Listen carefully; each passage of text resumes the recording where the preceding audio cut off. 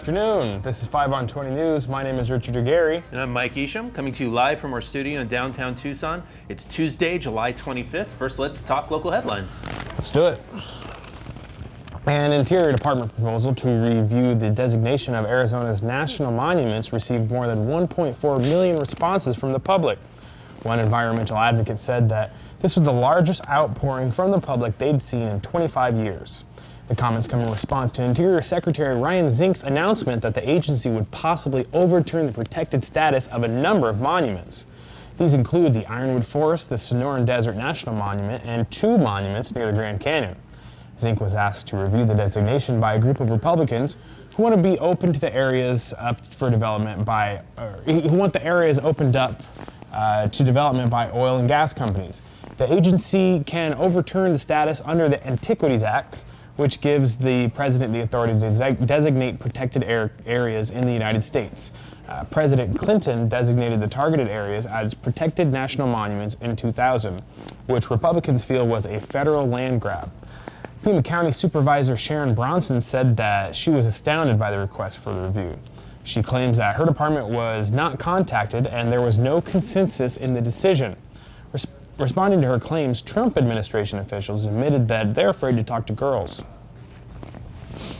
Arizona Representative Raul Grijalva argued with Republicans at a House Resources Committee meeting about modifying the Endangered Species Act. The meeting involved 5 bills that Grijalva called a weird menu and a waste of time. He said that it's arrogant of Congress to be deciding on which species should live or die. But supporters, such as Rob Bishop of Utah, said that the legislation needs an update because it's been hijacked by litigation. He points to a law that protects gray wolf populations in Wisconsin, Wyoming, Minnesota, and Michigan, which has been wrapped up in various court cases since 2012. He claims that populations have increased beyond original levels, but farmers still couldn't shoot them even when the wolves were attacking livestock. Grijalva called the attempts to change the law a transparent attack on one of the most successful and popular conservation statutes in history. Another bill on the weird menu would restrict non-native species from being considered endangered species, while another would force a review to see the economic impact of adding species to the list. Immigrations and Customs Enforcement is already reporting setting up an animal division to clamp down on animal sanctuary cities, and the president has vowed to cut federal funding for those harboring undocumented feral hogs and gypsy moths. The Arizona Office of Tourism reports that there was a 20% increase in tourism from China in 2016 compared to the previous year. Director Debbie Johnson said that nearly 77,000 Chinese traveled to Arizona last year. She says that this number could increase even more this year due to a recent push by tourism. This includes contacting members of the Chinese media and offering travel trade offers to cover Arizona-centered stories. There is also now an Arizona travel representative on the ground in China to further market the state. In recent years, Chinese travelers have provided a significant economic boost to the United States, with the Chinese spending $27 billion in the United States in 2015, more than any other international market. Of course, we know their real aim is to spread the Chinese-invented myth of climate change. Advocates of drug prevention are concerned about the spread of hepatitis C in our state after an increase in intravenous drug use. The national hepatitis C transmission rate among IV drug users increased 350% from 2011 to 2015, according to the Department of Health and Human Services. However, Arizona no longer accurately tracks Hep C cases after the state's health department had its funding cut in 2008 to pay for another one of Jan Brewer's facelifts. This forced the agency to only be able to report cases reported by labs. Advocates say that this causes most of the cases to go unreported. In 2008, before funding was cut, there were over 8,900 cases reported. This year, after the funding cut, there were only 1,700 cases reported. In 2015, the Arizona Health Department reported over 7,000 cases. Health Department officials also say that only 60% of the state's labs have the ability to electronically report cases of Hep C. Drug treatment advocates say that because the state doesn't have many needle exchange programs, the problem is likely being exacerbated. The National Institute on Drug Abuse states that every drug user infected with Hep C is likely to infect 20 others through shared needles or contact with infected blood. The group Sonoran Prevention Works uses an all-volunteer staff to provide clean needles to IV drug users, but they are only able to provide a fraction of the treatment that's needed, according to Executive Director Haley Coles. Coles says that if the state does not institute a statewide needle sharing program, then the state will see an increase of HIV and Hep C.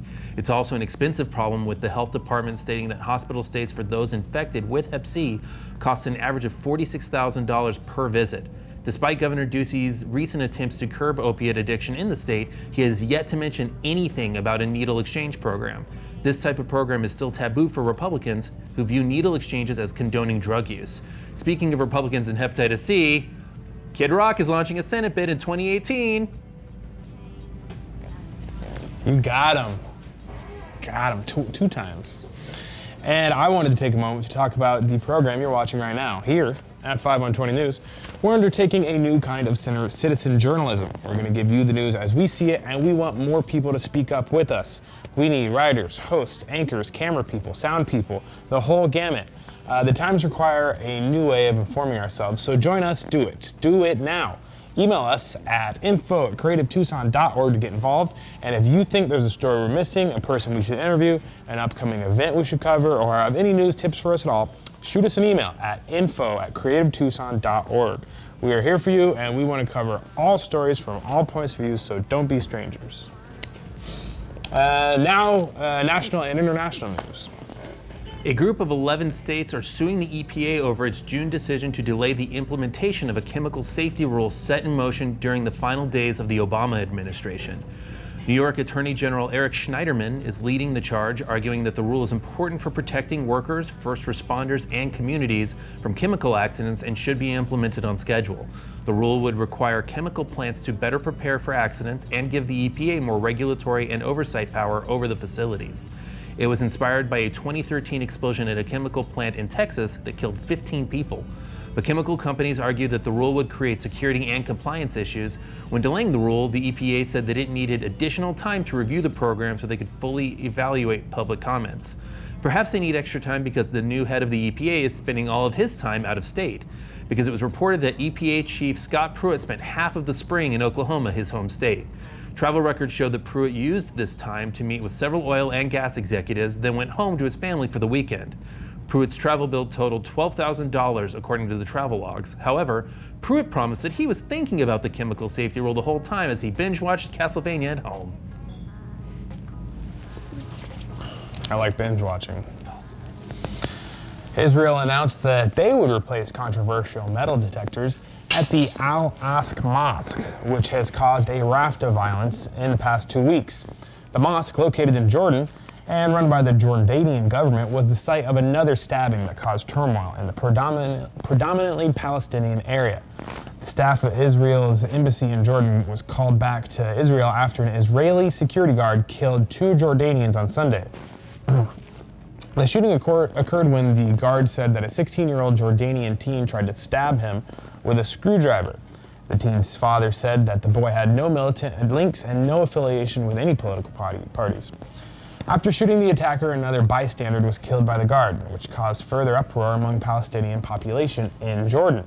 Since Friday, there have been 3 Israelis and 4 Palestinians killed over the metal detector issue. Palestinians object to the use of the metal detectors because they say that it shouldn't be there in a sacred place used for prayer. But Israeli Prime Minister Benjamin Netanyahu says that security is paramount because the mosque brings in lots of regular tourists. However, the tourists are not subjected to metal detectors as they enter through a different entrance, further inflaming tensions among Palestinians. Netanyahu agreed late on Monday that they would receive the metal detectors with smart and less intrusive surveillance after his cabinet voted to remove the detectors. Details were scarce on what the smart technology involves, but Israeli media reports that there were plans to invest in advanced camera systems. Security guards will also reportedly ask every visitor twice if they're terrorists in 2 totally different ways. Yesterday, federal prosecutors charged a truck driver with transporting illegal aliens in a cargo bay of a tractor trailer.